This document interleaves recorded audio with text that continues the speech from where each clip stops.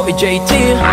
Meron ngang isang babae na akong tinutukoy. Gusto ko siyang i-mention kaso di ko mapatuloy. Pero hindi ko pa pwedeng sabihin na siya na ang aking tinutukoy na dalaga.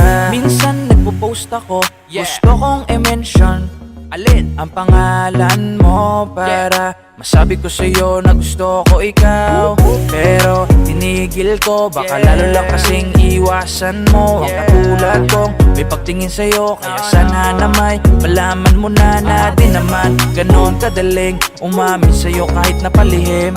Kaya sana naman na iyong mapansin pag tinanong nila, sana nga'y mamensyon ko ang iyong name.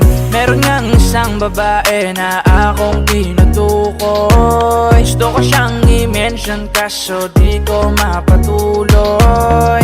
Pero hindi ko pa pwedeng sabihin na siya na ang aking tinutukoy na dalaga. Sa kakascroll ko na kikita kong pangalan mo.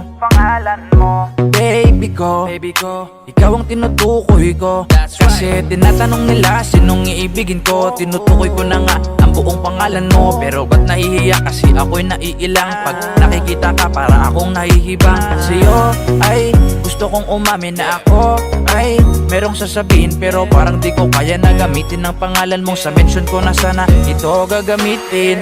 Meron ngang isang babae na akong tinutukoy. Gusto ko siyang i-mention kaso di ko mapatuloy.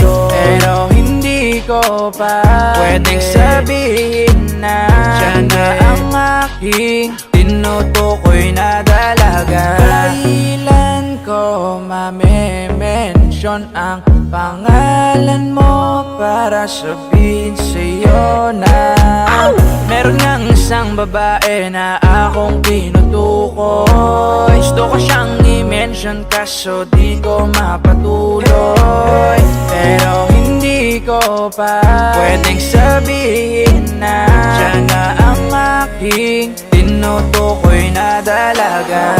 Meron ngang isang babae na akong tinutukoy. Gusto ko siyang i-mention kaso di ko mapatuloy. Pero hindi ko pa pwedeng sabihin na siya na ang aking tinutukoy na dalaga.